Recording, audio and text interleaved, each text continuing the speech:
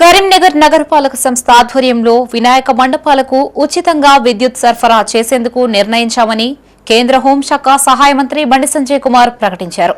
నగరంలోని పలు డివిజన్లలో మేయర్ కొలగాని శ్రీనివాస్తో కలిసి పలు అభివృద్ది పనులకు శంకుస్థాపన చేశారు. కరీంనగర్లో ఏర్పాటు చేయనున్న గణేష్ మండపాలకు ఉచిత విద్యుత్ సరఫరా అందించేలా కేంద్ర మంత్రి బండి సంజయ్ ప్రత్యేక చొరవ తీసుకున్నారు. అందుకు అయ్యే ఖర్చులను కరీంనగర్ కార్పొరేషన్ చెల్లిస్తుందని ఆయన ప్రకటించారు. కార్పొరేషన్ పరిధిలో ఏటా సుమారు 2000 గణేష్ మండపాలను ఏర్పాటు చేస్తున్నామని వివరించారు. గత 3 ఏళ్లుగా ఈ మండపాలకు వినియోగిస్తున్న కరెంటు ఛార్జీలను బండి సంజయ్ సొంతంగా చెల్లిస్తూ ఉండగా ప్రస్తుతం మేయర్ పీఠాన్ని బీజేపీకి అప్పగించిన నేపథ్యంలో గణేష్ మండపాల కరెంటు బిల్లులను కార్పొరేషన్ చెల్లించాలని నిర్ణయం తీసుకుంది.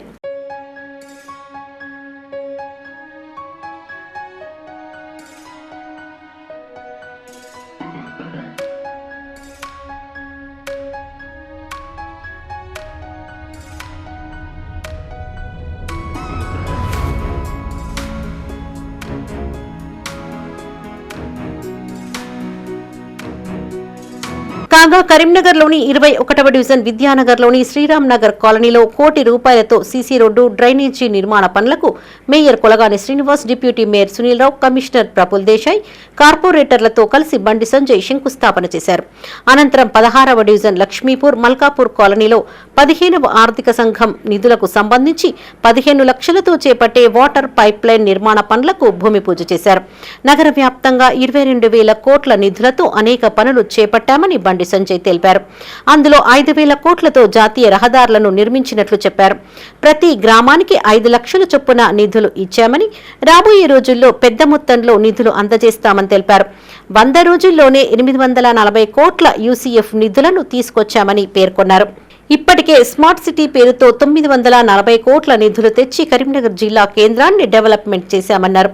వరంగల్కు సైతం స్మార్ట్ సిటీ నిధులొచ్చినా అక్కడ పనులకు నోచుకోలేదని చెప్పారు. ఈ రోడ్డు డ్రైనేజ్ సంబంధించి 2 డివిజన్లకు సంబంధించి 21, 20 డివిజన్లకు సంబంధించి ₹1 కోటి జనరల్ ఫండ్ నుంచి ఫండ్లో ఇవాళ రోడ్డును ప్రారంభించుకోవడం చాలా సంతోషం. ఒకప్పుడు రోడ్ ఎట్లుండే, ఈ విద్యానగర్ మల్కాపూర్ రోడ్డు ఇప్పుడు ఎట్లున్నది. కానీ నరేంద్ర మోడీ గారు స్మార్ట్ సిటీగా ప్రకటించారు కాబట్టి ₹950 కోట్ల వచ్చినాయి కాబట్టి ఈరోజు కరీంనగర్ మెయిన్ రోడ్లు అన్నీ కూడా ఇలా అందంగా ఉన్నాయి. ఈ స్మార్ట్ సిటీ కరీంనగర్కి ఇచ్చినాం, వరంగల్కి ఇచ్చినాం. వరంగల్ పోయినా వలన వరంగల్ రోడ్ ఎట్లుండే, చిన్న వర్షం పడితే వరంగల్ మొత్తం మునిగిపోతుంది. మరి ఈడ పైసలు 900 కోట్లు ఈడిచ్చినాము, 900 కోట్లు ఆడిచ్చినాం. మరి ఆడ ఎందుకు కాలే, ఈడ ఎందుకు కానీ ఆడ పైసలు రానియలే, ఈడ నేను కొట్టాను కాబట్టి పైసలు వచ్చినాయి. ఈ కరీంనగర్ కార్పొరేషన్లో అన్ని గల్లీలలో రోడ్డు వేయించే బాధ్యత మాది.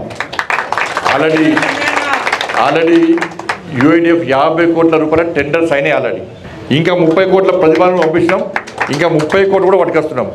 మొన్ననే అమృత్ సంబంధించి ₹150 కోట్ల మొన్న పైప్ లైన్ కోసం అమృత్ సంబంధించి వచ్చినాయి మొన్న. ఎందుకంటే ఇప్పుడు మనకు కొన్ని గ్రామాలు విలీనమైనాయి. ఆ గ్రామాల్లో కూడా మనకు మల్కాపూర్ కానీ, ఇటు సిద్ధగుడి ఇవన్నీ కూడా విలీనమైనాయి. ఇక్కడ ఆరపల్లి కానీ, ఇటు అలుగుండి ఇవన్నీ కూడా సదాశివల్లి ఇవన్నీ విలీనమైనాయి. కాబట్టి ఆడ కూడా మనం రోడ్లు వేయాలి, ఆడ కూడా రోడ్లు అభివృద్ధి చేయాలని చెప్పి ఆలోచనతో మాత్రమే చేస్తున్నాం.